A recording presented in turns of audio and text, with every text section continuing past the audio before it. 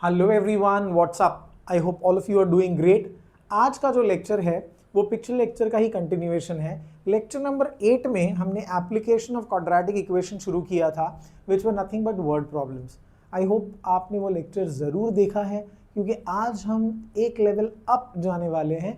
Last lecture में हमने किए थे कुछ बेसिक वर्ड प्रॉब्लम्स। आज मैंने कहा हम एक लेवल अप जाने वाले हैं, तो आपकी तैयारी अगर पिछले लेक्चर को देखकर है तो आज के लिए आप रेडी हो। अगर आपने लेक्चर नंबर 8 नहीं देखा है तो मेरी दरख्वास्त या रिक्वेस्ट रहेगी कि आप प्लीज़ जाके लेक्चर नंबर 8 देखिए, फिर उसके बाद इस लेक्चर में आइए तो आपको बहुत अच्छा समझ में आएगा। ठीक है। फिर भी अगर आप आज का लेक्चर देखना चाहते हो तो मैं आपको रोकूंगा नहीं। मैं कहूँगा जाओ और आज का लेक्चर ही देख लो ताकि समझ में आ जाए। होप आपको समझ में आ जाए। ओके, शुरू करते हैं आज का लेक्चर। ठीक है, which is lecture number 9 of this chapter called as quadratic equation. और ये रहा हमारा सबसे पहला धुरंधर क्वेश्चन। ठीक है, आज के लेक्चर में सारे क्वेश्चन धुरंधर ही है। एक से एक क्वेश्चंस आपको मिल जाएंगे, सब इंपॉर्टेंट क्वेश्चंस हैं, कुछ ना कुछ कॉन्सेप्ट पे बेस्ड क्वेश्चंस हैं। तो ये हमारा पहला क्वेश्चन है। क्या है, इसे रीड कर लेते हैं। मिस्टर कसम, वाह क्या नाम है, मिस्टर कसम runs a small business of making earthen pots. ठीक है, मटका, ठीक है, घड़ा। तो मिस्टर कसम जो है वो कसम खा के पॉट्स बनाते हैं। He make certain number of pots on daily basis. हर दिन वो कुछ नंबर ऑफ पॉट्स बनाते हैं। Production cost of each pot is ₹40 more than 10 times the total number of pots he makes in one day. अब ये तो एक कंडीशन है, आगे इसको सॉल्व करते हैं। If the production cost of all pots per day is ₹600, find the production cost of one pot and the number of pots he makes per day. ठीक है, तो सबसे पहले हम लोग number of pots he makes per day को ही x ले लेंगे। तो हमारा सबसे पहला assumption will be let the number of pots made by mister कसम से पर डे bx। तो मिस्टर कसम खा के पर डे कितना पॉट्स बना रहे हैं, x पॉट्स बना रहे हैं। समझ में आ गया। अब आपको cost of production of one pot निकालना है। देयरफॉर कॉस्ट ऑफ प्रोडक्शन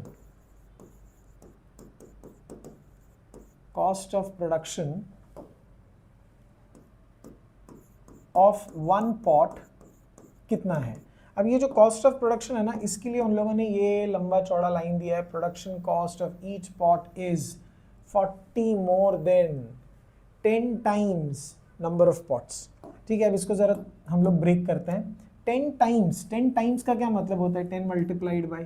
ठीक है, 10 मल्टीप्लाइड बाई 10 किससे मल्टीप्लाई करना है, 10 मल्टीप्लाई करना है नंबर ऑफ पॉट्स के साथ। तो नंबर ऑफ पॉट्स कितने हैं, x है, तो 10 उसके साथ मल्टीप्लाई करो तो 10x हो जाएगा।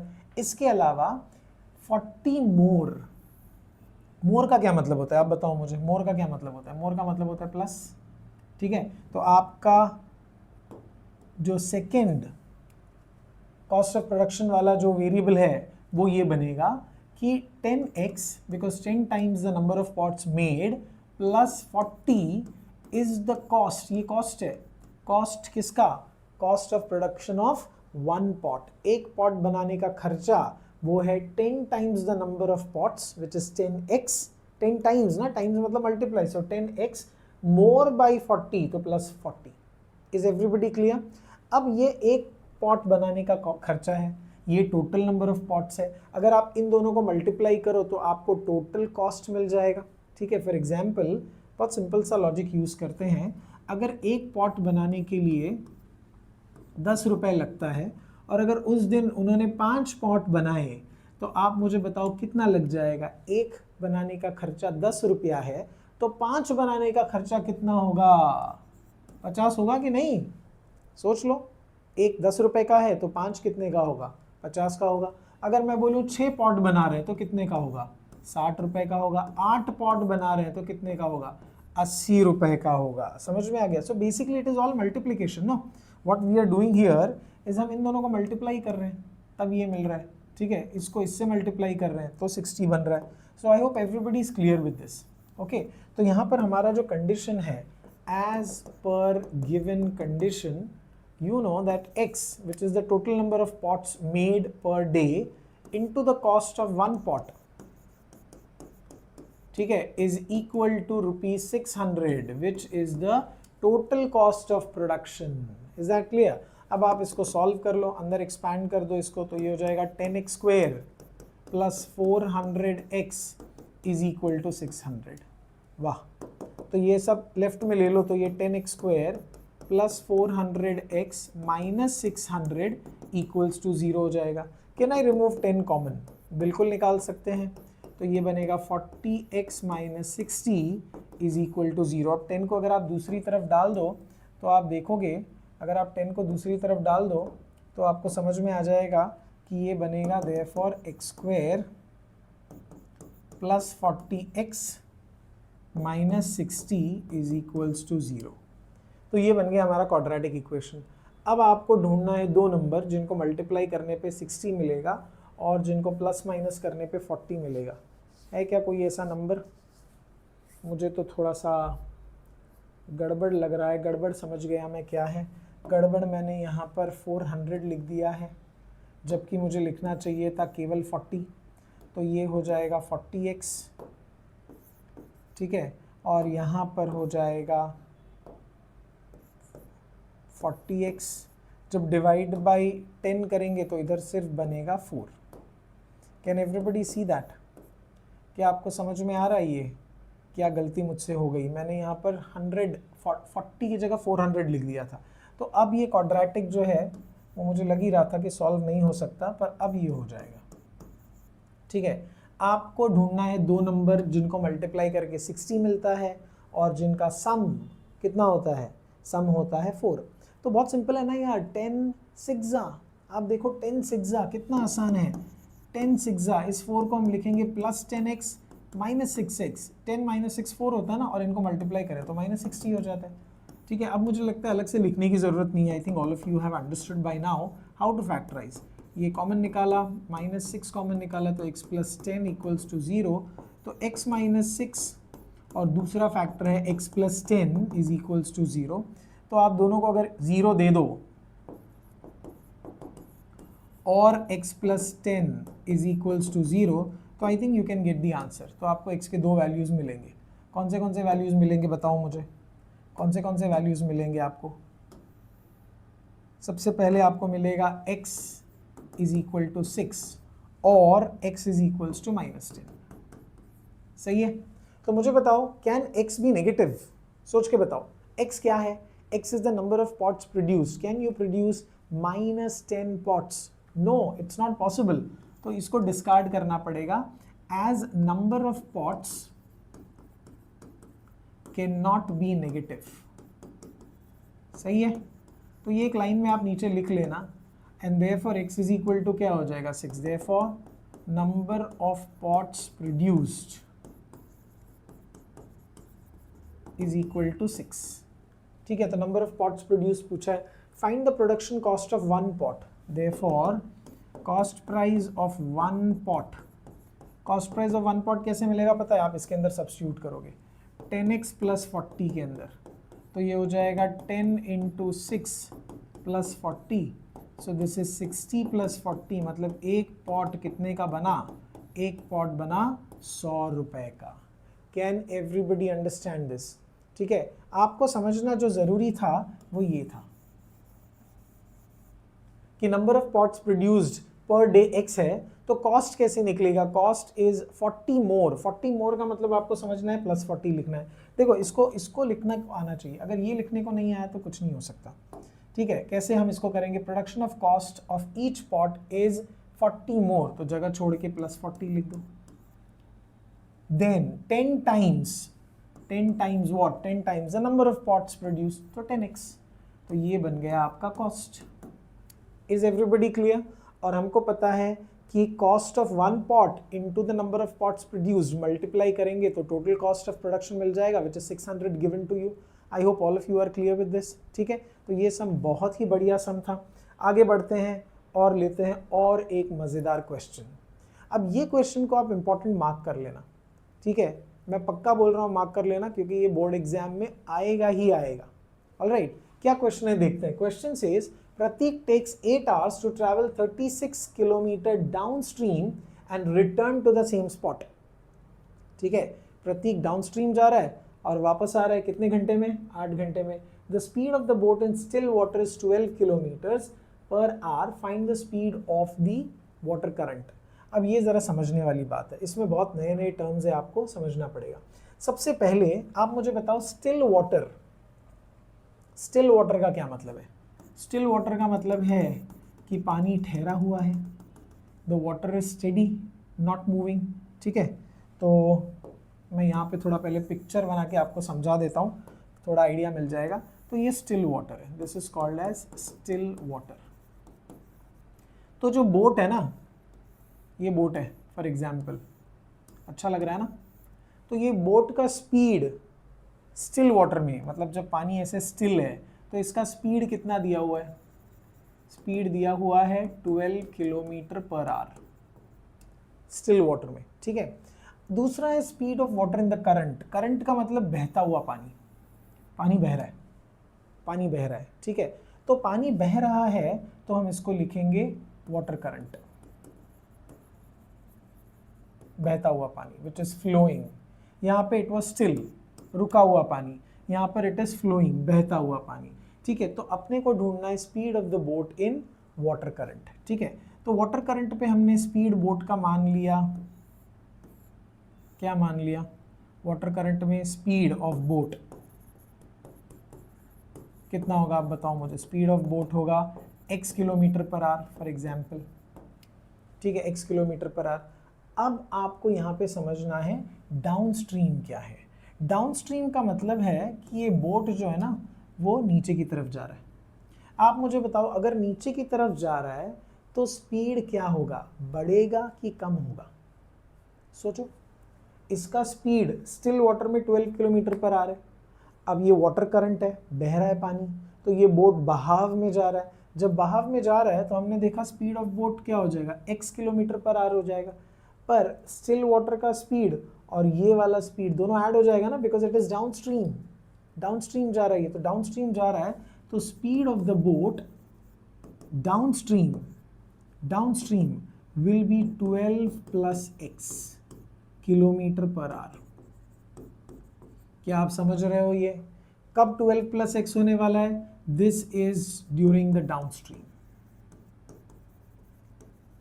आई hope all of you are able to understand.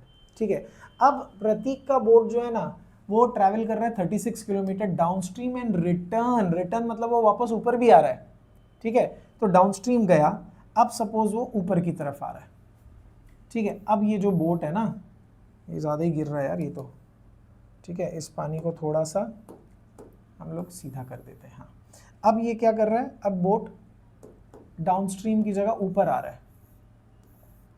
Now the boat is coming up, right, it is coming up.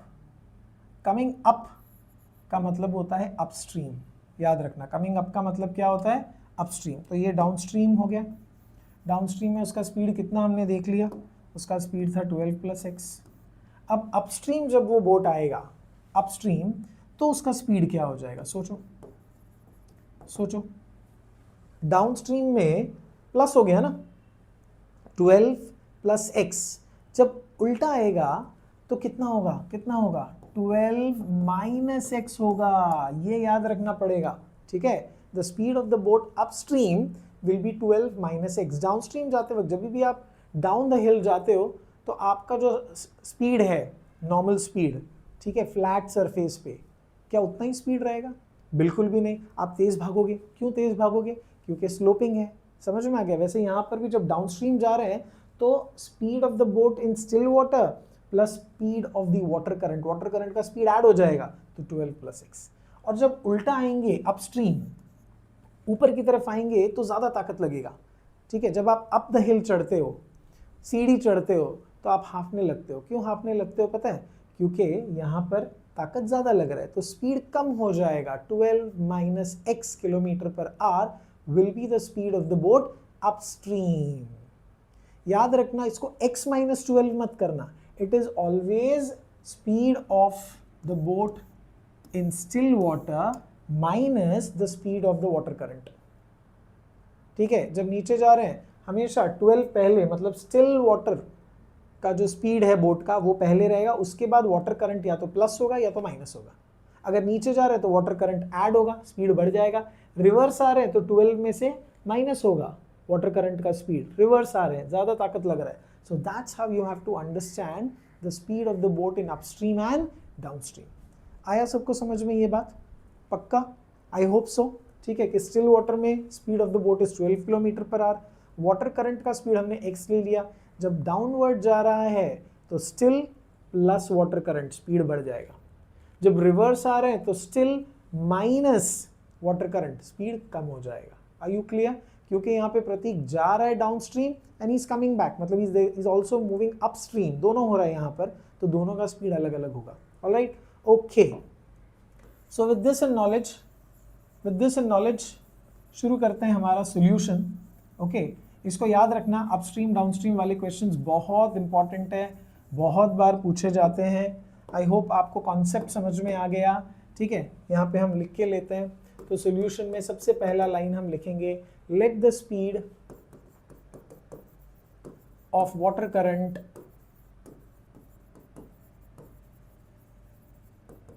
B x kilometre per hour. ठीक है, फिर हम लिखेंगे speed of boat in still water. कितना दिया है स्टिल वाटर में speed? 12 kilometre per hour. ठीक है, स्पीड ऑफ बोट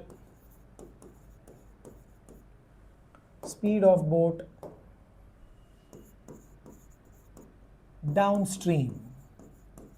डाउनस्ट्रीम में क्या होगा? प्लस होगा कि माइनस होगा? स्पीड बढ़ जाएगा कि कम होगा? बढ़ जाएगा. बिल्कुल सही. तो 12 plus x kilometre per our. And speed of the boat upstream will be 12 minus x kilometre per our. अब ये सारी चीज़ें आपको मालूम होनी चाहिए. ठीक है, मुझे बताओ total distance travelled by the boat. कितना डिस्टेंस ट्रैवल किया बताओ मुझे? कितना डिस्टेंस ट्रैवल हुआ है? 36 किलोमीटर ट्रैवल हुआ है. Very good. ठीक है, तो हम यहाँ पर क्या करेंगे? We will try to calculate the time. हमको पता है कि time taken is equal to, क्या फॉर्मूला अपने को मालूम है ना? Distance is equal to speed into time. तो time taken will be distance upon speed. याद रखना, time taken will be what? Distance upon speed. I hope all of you are clear with this. ये formula जो है ना वो बहुत ही important formula है. अपने को पता है ना, distance is equal to speed into time. ये तो सबको ही मालूम है, बचपन से पढ़ा है, स्पीड इनटू टाइम. तो अगर अपने को टाइम निकालना है तो स्पीड को नीचे ले जाओ, तो अपना फॉर्मूला बन जाएगा time taken is equals to distance upon speed. अब इससे हमारा इक्वेशन बनेगा. ठीक है, इक्वेशन कैसे बनेगा ज़रा ध्यान से देखो. इक्वेशन बनने के लिए हम पहले क्या करेंगे? हम टाइम निकालेंगे डाउनस्ट्रीम का. ठीक है, तो टाइम का क्या फॉर्मूला है? Distance upon speed. तो डिस्टेंस कितना है? 36 डाउनस्ट्रीम के लिए. ठीक है, और स्पीड कितना है? स्पीड है 12 प्लस x. ये टाइम हो गया डाउनस्ट्रीम का, पर वो वापस आ रहा है ना प्रतीक, तो प्लस अपस्ट्रीम का भी टाइम. तो 36 किलोमीटर्स डिवाइड बाय अपस्ट्रीम का स्पीड कितना है? 12 माइनस x. तो ये दोनों टाइम है. मुझे बताओ टोटल टाइम टेकन कितना है? टोटल टाइम टेकन,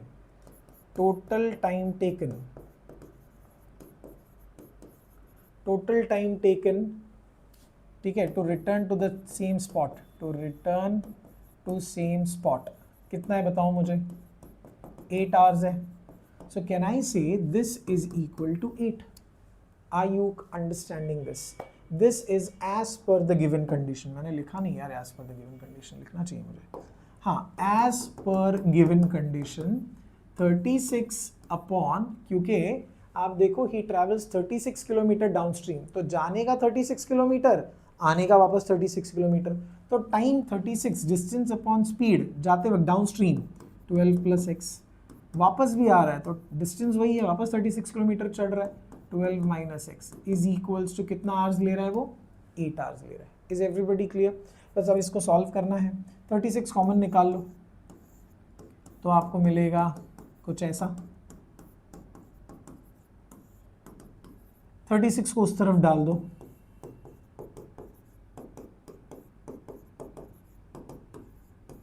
कुछ रिड्यूस हो सकता है तो रिड्यूस कर लो। 4 के टेबल में 4 2 जा 4 4 4 4 4 4 12 जा, अरे यार ये तो पूरा टेबल में जाएगा क्या, 4 4 4 तो 4 9 जा ना यार, 4 9 जा, ठीक है। अब इधर अपने को क्रॉस मल्टीप्लाई करना पड़ेगा या LCM, LCM is the correct thing which you should see, ये इसके साथ, ये इसके साथ और ये आपस में, ठीक है। तो ये हम लोग एलसीएम लेते हैं तो ये बनेगा 12 minus x plus 12 plus x whole divide by 12 plus x into 12 minus x, this is equals to 2/9। इधर आप देखो प्लस एक्स माइनस एक्स क्या हो जाएगा, कैंसिल, समझ में आ रहा है ये सबको? तो अपने पास क्या बचेगा न्यूमरेटर में 24, can everybody see that? So I will write here 24 upon 12 plus x 12 minus x is equals to 2/9। इधर तक समझ में आया?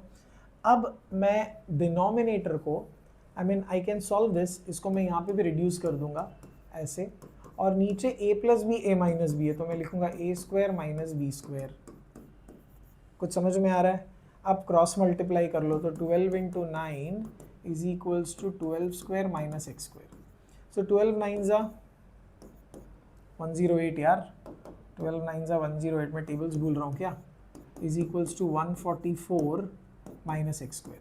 एक्स स्क्वायर को इधर ले लो, इधर सब देयर फॉर डालते जाओ, therefore you know x square is equals to 144 minus 108, कितना होगा आप मुझे बताओ, यहाँ पे माइनस करेंगे तो 14 माइनस 8 तो आपको 6 मिलेगा, 36 हो जाएगा, सही बात है? यस। सो x का वैल्यू आपको मिलेगा प्लस माइनस 6, x का वैल्यू मिलेगा प्लस माइनस 6, बट x क्या है आप बताओ मुझे, what was x? What was x? X was the speed of the water current. Can speed be negative? Can speed be negative? Oh sorry, can speed be negative? Absolutely not. तो speed negative नहीं हो सकता, ठीक है। Therefore x is equals to minus 6 is not possible, ऐसे लिख देने का, as speed cannot be negative. Speed cannot be negative. Therefore, speed of water current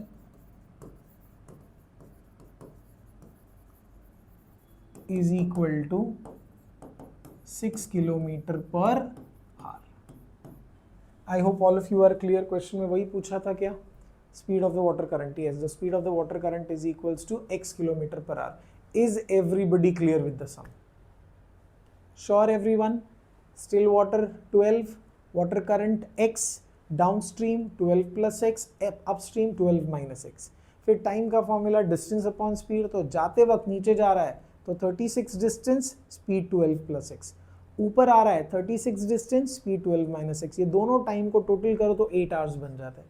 और फिर हमने कैसे सॉल्व किया है आप देख लो, आपको समझ में आ जाएगा कि 36 पहले कॉमन निकाला, 36 को डिनोमिनेटर में राइट साइड पे भेज दिया, इसका एलसीएम ले लिया, एलसीएम लिया तो ये plus x minus x cancel हुआ, ऊपर बचा 12 प्लस 12 दैट इज 24, और ये 2 और 24 न्यूमरेटर तो हमने कैंसिल कर दिया।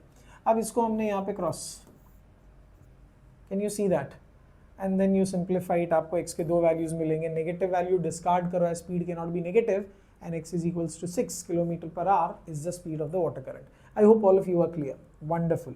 आगे बढ़ते हैं on to the next question. अब ये भी बड़ा मजेदार क्वेश्चन है, ऑलराइट, क्वेश्चन रीड करो फटाफट, रीड द क्वेश्चन।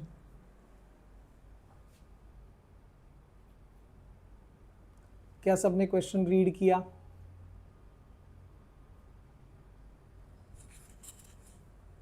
यस,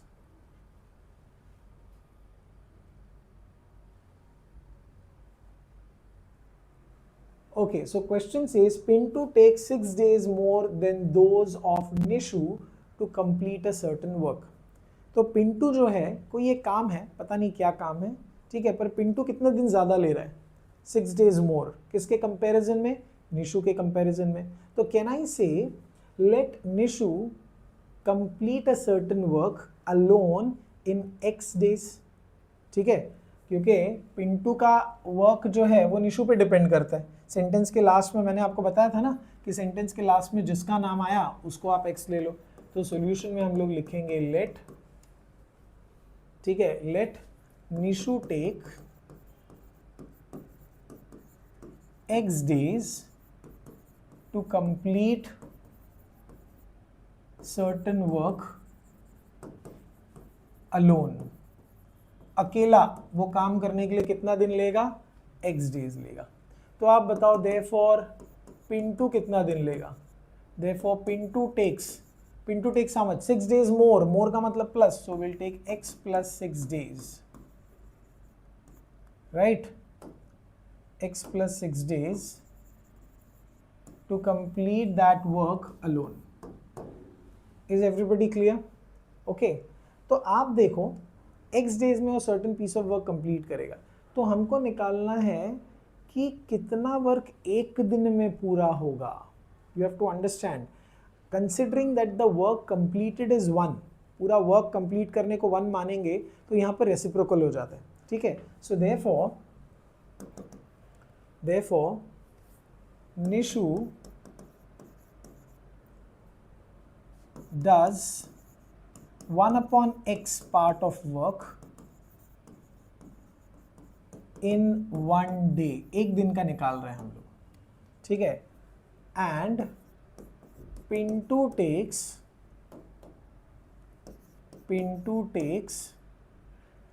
या पिंटू डज कितना, 1/x plus 6 part of work in 1 day. ये आपको समझना पड़ेगा.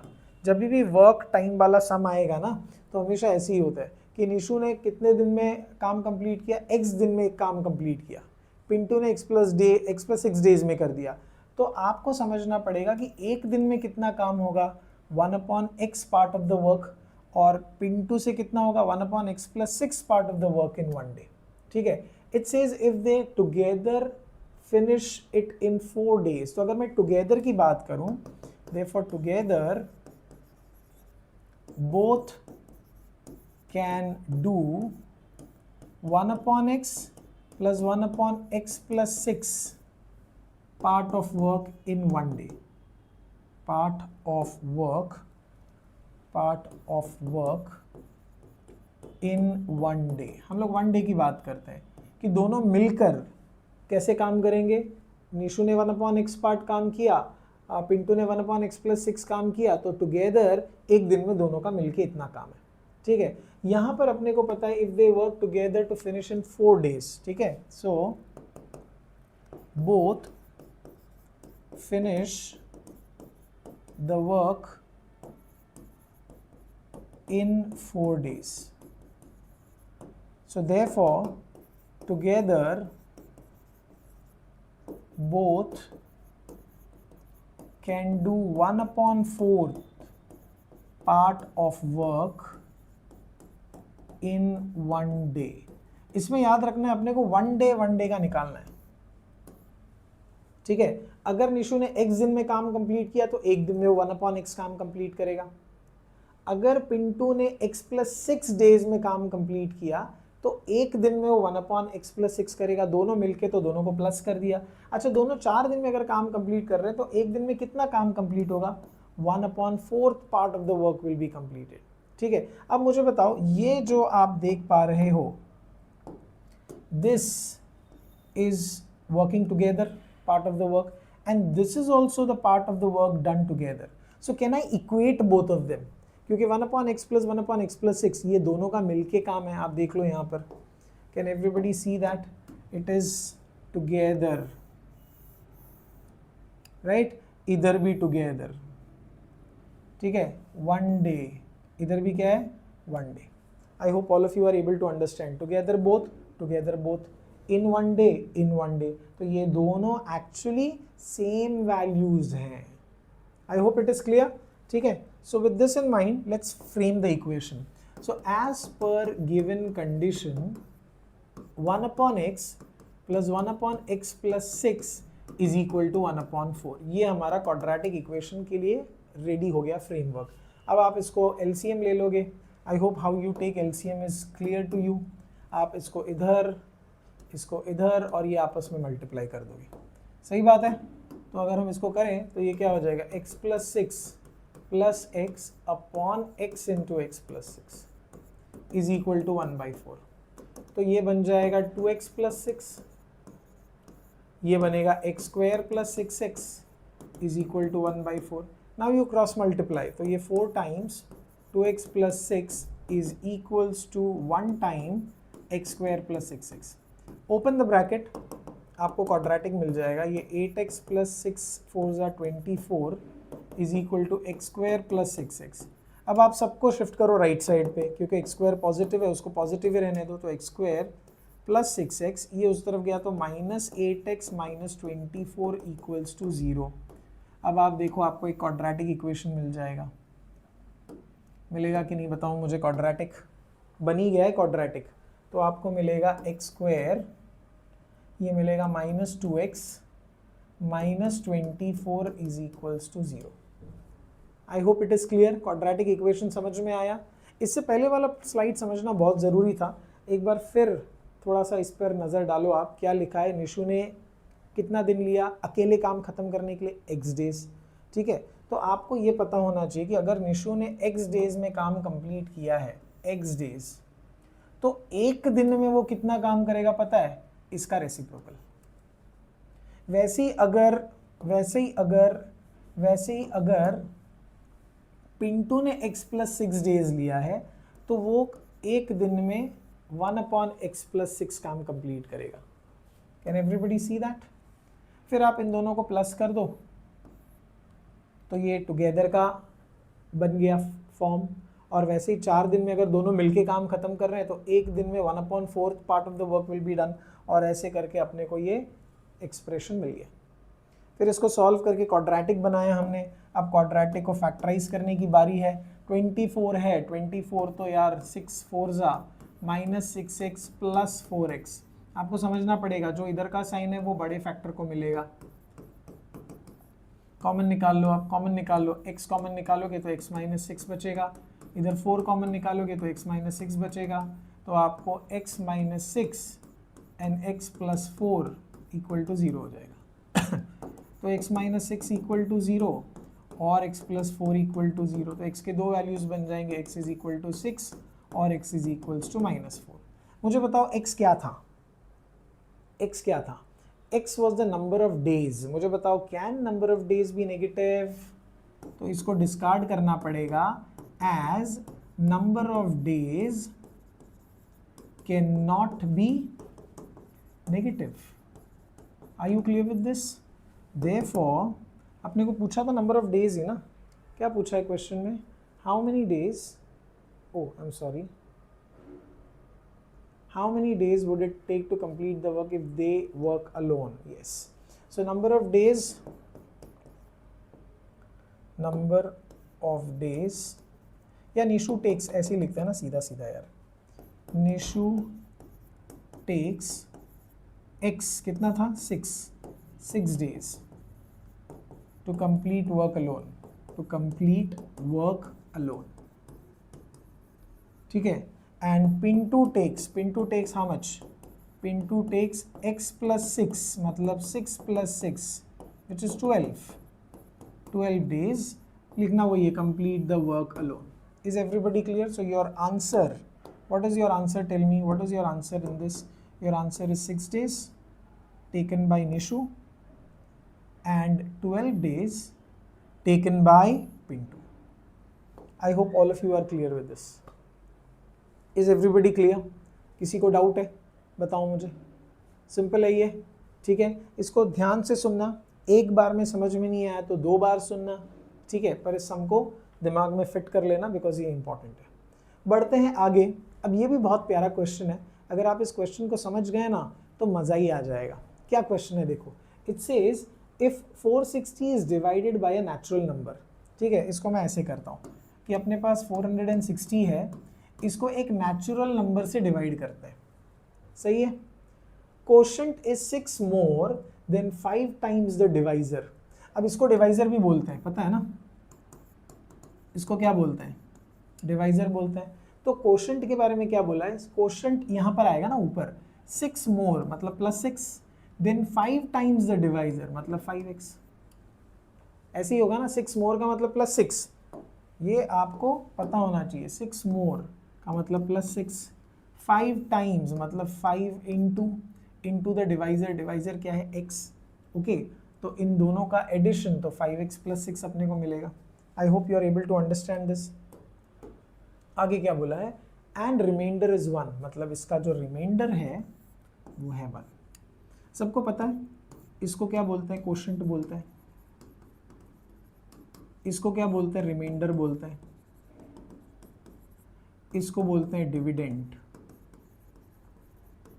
तो ये तो हमने पढ़ रखा है स्कूल सेक्शन में ही, तो बस आपका पूरा सम ये हो गया। अच्छा, इसमें आप बताओ कंडीशन कैसे बनाओ। कंडीशन के लिए आप बोलोगे सर वो एक रिलेशन है, पता है इनके बीच में, dividend is equal to quotient into divisor plus remainder. सही बात है कि नहीं, हाँ, dividend is equals to quotient into what, quotient into divisor, ये रहा quotient into divisor plus remainder is your dividend. बस इससे आपको इक्वेशन बन जाएगा। तो सॉल्यूशन में हम लोग शुरू करते हैं, लेट द नेचुरल नंबर या divisor, find the quotient and divisor, let the divisor be x, therefore quotient, quotient क्या होगा, कोशेंट विल बी 5x, पता है ना, +6 more, 6 more than 5 times the divisor, ये कोशेंट आ गया। ठीक है, रिमाइंडर कितना है, remainder is 1 and we know the dividend is nothing but 460. Now as per the given condition हम यही फॉर्मूला अप्लाई करेंगे that dividend is equals to what, quotient into divisor plus remainder। तो डिविडेंड की जगह 460, quotient की जगह आएगा 5x + 6, divisor की जगह आएगा x प्लस रिमाइंडर की जगह आएगा 1। परफेक्ट। अब अगर आप इसको ठीक तरह से लिखोगे तो आपको मिलेगा, क्या मिलेगा आपको बताओ मुझे, आपको मिलेगा आपका क्वाड्रेटिक इक्वेशन, है कि नहीं। इसको अगर सही तरह से लिखें मतलब 460 इज इक्वल टू, ये x अंदर एक्सपैंड कर दे दोनों के साथ, तो ये हो जाएगा 5x² प्लस 6x प्लस 1। सबको राइट में ले जाओ तो आपके पास 5x² plus 6x plus 1 minus 460 is equals to क्या हो जाएगा, 0। सही बात है। अब आप इसको बस फैक्टराइज कर लो, आपका काम खत्म। तो ये बन गया 5x² प्लस 6x, इसको एक कम कर दोगे तो 459 इज इक्वल्स टू 0 मिलेगा। वाओ। अब आपको ये फैक्टराइज करना पड़ेगा, क्या फैक्टर्स मिलेंगे, ये तो बड़ा मज़ेदार आ गया। 459 इंटू 5, 5 9 ज़ा 45, 5 5 ज़ा 25, 29, 5 4 ज़ा 20, 22, तो 2295 अपने को मिल रहा है प्रोडक्ट। तो 2295 को फैक्टराइज करो, देखो क्या फैक्टर्स मिलते हैं अपने को। इसको फैक्टराइज करके फैक्टराइजेशन के फैक्टर्स निकालो। चलो come on, tell me what will be the factors.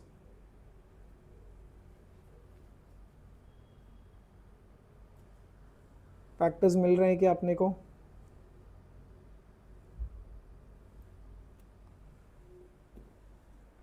अब ऐसे क्वेश्चन में हो सकता है कोई इतना इजीली फैक्टराइजेशन ना हो, तो आपको क्या करना है, फॉर्मूला मेथड यूज़ करना है।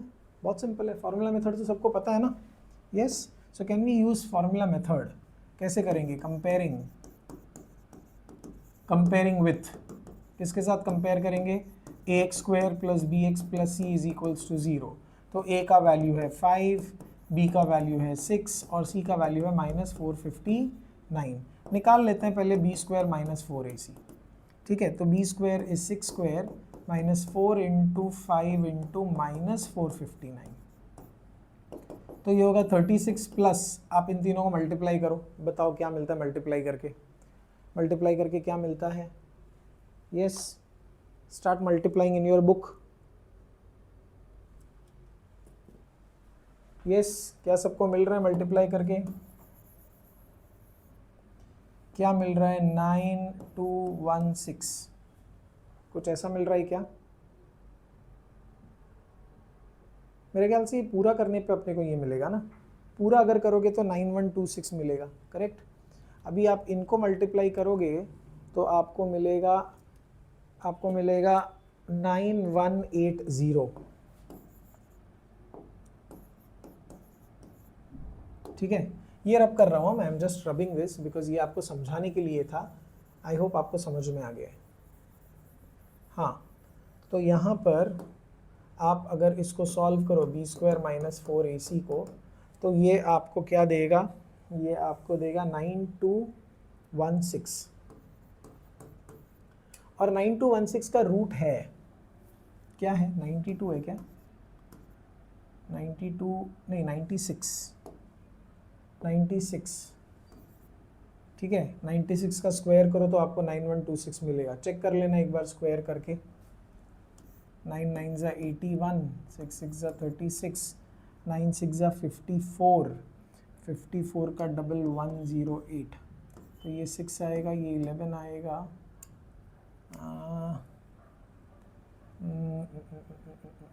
ये 2 आएगा, इधर 9 9126। यस यस यस, तो 96 का आप देखो, इसका रूट जो है वो 96 है। ओके, तो अगर आप फॉर्मूला में डालते हो अब minus B plus minus root of B square minus 4ac upon 2a, इस फॉर्मूला में अगर डालते हो आप तो आपको वैल्यू मिलेगा minus B, that is minus 6 plus minus root of 9216 divide by 2a which is this, तो ये बनेगा माइनस 6 प्लस माइनस 96 अपॉन 10। तो x के दो वैल्यूज़ मिलेंगे, माइनस 6 प्लस 96 अपॉन 10, और दूसरा वैल्यू मिलेगा माइनस 6 माइनस 96 अपॉन 10।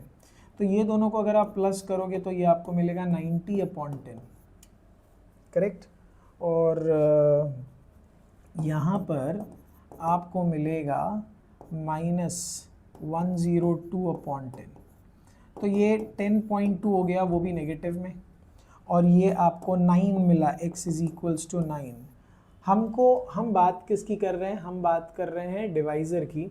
तो हम है ना नेगेटिव डिवाइज़र नहीं लेंगे, हम पॉजिटिव डिवाइज़र लेंगे, तो हमारा आंसर होगा, देयरफॉर डिवाइज़र और कोशेंट दोनों पूछा है, ठीक है। तो मैं यहाँ पे सॉल्व करता हूँ, देखो the last part of the sum इधर। तो अपने को क्या क्या पूछा है? डिवाइज़र पूछा है, डिवाइज़र इज योर x, ये रहा डिवाइज़र। सो देयरफॉर डिवाइज़र, अरे क्या स्पेलिंग लिखा, divisor x is equals to, divisor x is equal to कितना है बताओ मुझे? Divisor x is equals to 9, और कोशेंट भी पूछा है, तो कोशेंट क्या है? कोशेंट है 5x प्लस 6, तो इसमें सब्सटीट्यूट करो 5 into 9 plus 6, so this gives me 45 plus 6 which is equal to 51. So can you see your answer is divisor is 9 and quotient is 51. I hope all of you are clear with this. इससे पहले इस तरफ मैंने जो वो division का symbol बना के सब लिखा था, वही पूरे क्वेश्चन का समरी है। यहाँ पर ये जो फॉर्मूला है ये आपको याद होना चाहिए, that dividend is equals to quotient into divisor plus remainder. I hope all of you are clear with this. Wonderful. आगे बढ़ते हैं on to this last question of the lecture.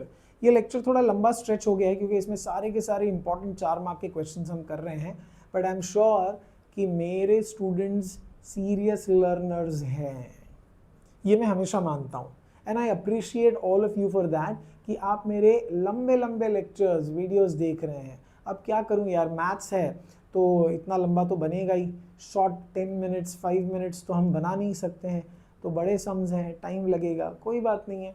आप इसको जब चाहिए प्ले कर लेना, जब रुकना है रुक जाना, फिर अगली बार जहाँ पे रुके थे वहाँ से प्ले कर लेना, पर मेरा रिक्वेस्ट ये होगा कि अगर आप एक स्ट्रेच में इसको देखते हो with a speed of 1.5x तो फिर आपको मज़ा आएगा। थोड़ा टाइम लगेगा अटेंशन लगाने में, but once it is gained I think nothing like it. Okay, चलो फटाफट खत्म करते हैं। On to this next question. इसमें एक ट्रपीजियम दिया हुआ है। Can everybody see that it's a trapezium? Yes, it's a trapezium where A B is parallel to D C. Area of trapezium दिया हुआ है 33। तो अपने को एरिया ऑफ ट्रपीजियम का फॉर्मूला डालना है, बाकी सब तो क्वेश्चन में रेडी है। तो और ये एक्टिविटी सम है तो मैं डायरेक्टली इसको सॉल्व कर देता हूँ। एरिया ऑफ ट्रपीजियम का क्या फॉर्मूला है आप मुझे बताओ। It is half into sum of parallel sides into height, यही है ना फॉर्मूला।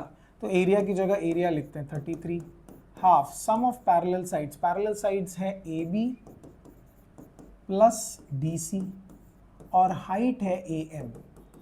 तो वैल्यू डाल देते हैं बस 33 is equals to 1/2। A B की जगह क्या लिखूं मैं x, डी सी की जगह क्या लिखें 2x + 1 और ए एम की जगह आप लिखो x - 4। ये 2 को आप इधर क्रॉस मल्टीप्लाई करो तो ये हो जाएगा 66, राइट। ये हो जाएगा 3x + 1 और ये हो जाएगा x - 4। अब आप इसको एक्सपैंड कर दो, आपको क्वाड्रेटिक इक्वेशन मिल जाएगा। क्वाड्रेटिक को फैक्टराइज करो, x का वैल्यू बन जाएगा। तो क्या होगा 66 इज इक्वल टू, मैं इस x को पूरे ब्रैकेट के साथ मल्टीप्लाई करता हूँ और इस -4 को भी पूरे ब्रैकेट के साथ मल्टीप्लाई करता हूँ, right. Okay, solving it further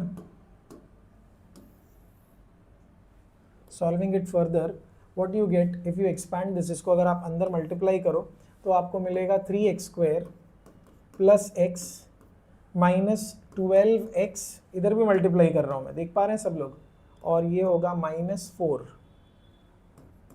is equal to 66। तो इसको आप प्रॉपरली फ्रेम करो तो ये मिलेगा 3x², this will give me a -11x -4 - 66 equals to 0। तो ये बना 3x² - 11x - 70 yes is equals to 0। अब आपको प्रोडक्ट यहाँ पर 210 ढूंढना है, -210। क्यों? क्योंकि 3 और -70 को मल्टीप्लाई करना पड़ेगा। सम इज -11। क्या क्या मिलेगा आपको बताओ मुझे ये। कैन आई से इट इज 21 टेंजा, राइट। 21 टेंजा -21 + 10 अगर मैं करूँ इन दोनों को तो मुझे 11 मिलता है। तो मैं इसको स्प्लिट करता हूँ, 3x² - 21x + 10x - 70 equals to 0। ठीक है, I hope you are able to understand. 3x common निकालेंगे तो बचेगा x - 7, यहाँ पर से 10 कॉमन निकालेंगे बचेगा x - 7 इज इक्वल्स टू 0। तो आपको मिलेगा x - 7 and you have 3x + 10 equals to 0। तो x के दो वैल्यूज मिलेंगे आपको, राइट। एक वैल्यू होगा x इज इक्वल टू 7, दूसरा वैल्यू होगा -10/3, जिसको डिस्कार्ड करेंगे because x stands for some length, right. तो आपको नेगेटिव में नहीं मिल सकता। तो 7 जो है वो हमारा करेक्ट आंसर है। अगर x 7 है तो उन लोगों ने पूछा रहेगा फाइंड द साइड्स, तो ये मेरे ख्याल से बहुत आसान हो गया। अगर x का वैल्यू अपने को मिल गया है, x का वैल्यू कितना मिला 7, तो ये साइड 7 हो जाएगा। इसमें अपने को सॉल्व करके देखना पड़ेगा। 2x + 1 is 2 × 7 + 1, so it is 14 + 1 which will give you 15। तो यहाँ पे भी अपने को 15 मिल जाएगा, ठीक है। सेंटीमीटर में ही मिलेगा क्योंकि सेंटीमीटर ही बोला है। और ये जो साइड है ना वो होगा x का वैल्यू 7 है ना, तो 7 - 2 which is equals to 5 centimetre. तो ये साइड अपने को 5 सेंटीमीटर मिला और ये भी 5 ही होगा बिकॉज ये कॉन्ग्रुएंट है। तो देखो आपको 7 मिल गया, 5 मिल गया, 15 मिल गया, आई थिंक सब कुछ ही मिल गया है और कुछ बचा नहीं है इस सम में करने के लिए। आई होप एवरीबडी इज क्लियर। हमने यहाँ पे कौन सा फॉर्मूला यूज़ किया बताओ मुझे। हमने यहाँ पर यूज़ किया है एरिया ऑफ ट्रपीजियम का फॉर्मूला। क्लियर एवरीवन, ठीक है। I hope the some is understood well. सारे सम्स आपको समझ में आ गए हैं, सारे इंपॉर्टेंट के इंपॉर्टेंट सम्स थे ये, ठीक है। So thank you very much. I know it's a tiring lecture, बहुत सारा देखा आपने, पर आप इसको धीरे धीरे देखो, सम बाय सम। एक सम देखो, सॉल्व करो, फिर दूसरा करो, that will make more sense. So thank you very much. See you in the next lecture. Till then, bye bye and Jai Hind. Thank you.